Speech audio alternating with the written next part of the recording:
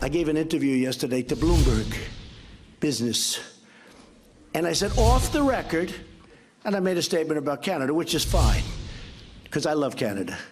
But they've taken advantage of our country for many years. They say, oh, Canada, we love Canada. I do, too. I even love their national anthem. It's called, very appropriately, O Canada.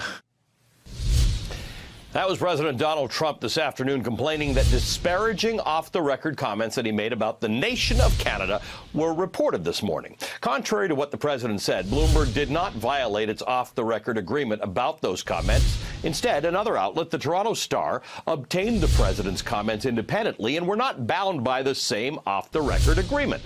The result of all of this is that those disparaging comments are now part of the public record, and because of that, we know that despite the president's claim that he loves Canada and its national anthem, Trump was prepared to concede absolutely nothing to Canada during the ongoing NAFTA negotiations. The president told Bloomberg that if Canada knew what his position was, it would be, quote, so insulting, they're not going to be able to make a deal. Well, those comments appear to have sullied the president's effort to renegotiate NAFTA. According to the Toronto Star, Canadian officials confronted Trump's negotiators with those comments at a meeting today, and then talks broke down. Now, Canada and the U.S. have officially missed the president's self-imposed deadline to strike a deal that would bring Canada into the preliminary agreement that Trump made with Mexico. Negotiations between the two countries will continue into next week.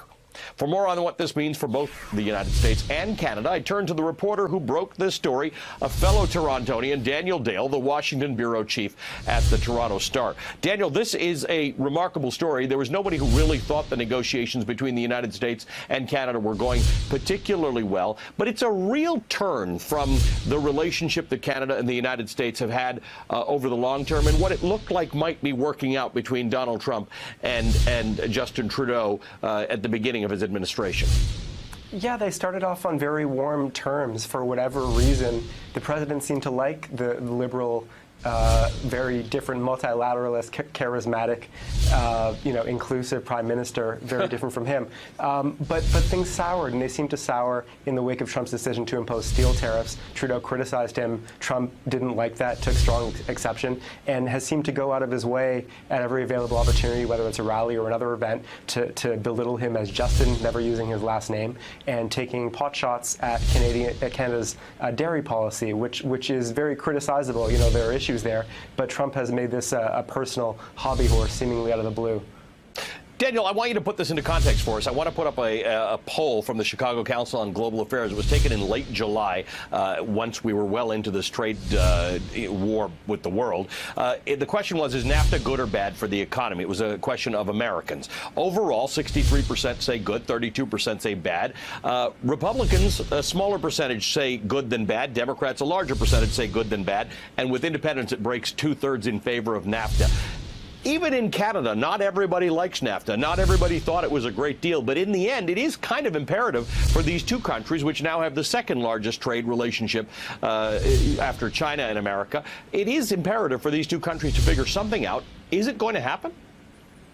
I can't say, Ali. I mean, we don't know for sure. I think, Canada's ideal outcome might be just dragging this on as long as possible and then having Trump not terminate the existing NAFTA. Just keeping the status quo is I think, privately what Canada would want. But the risk there in not making a deal is that the longer you don't make a deal, the longer you risk this president, who we know is, impulsive, erratic, acts on impulse, terminating it, following through on his threats, which he's delivered since 2015, and saying, to heck with all this, we're not doing a free trade agreement at all. And that, I think, would be a very damaging outcome for the Canadian government. And it's not just that. The president has said, we'll just slap tariffs on Canadian cars made in Canada coming into the United States. Again, there's a lot of context there because Canada and the United States have been exchanging cars and car parts for 70 years now, or 60 years, something like that, starting with the Auto Pact and then into the free trade agreement.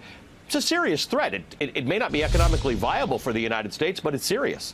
It's a very serious threat. We had this big uproar over the steel and aluminum tariffs automotive tariffs would dwarf the economic impact of that. You know, still Right. may not cripple the Canadian economy, but it's many times the size, and it would damage states and provinces on both sides of the border. And Trump seems to be inclined to impose tariffs. He seems to enjoy his ability to impose tariffs, at his will, and he's not letting up on this threat. So Canada, in addition to wanting to safeguard this trade deal overall, it really, really wants to avoid automotive tariffs.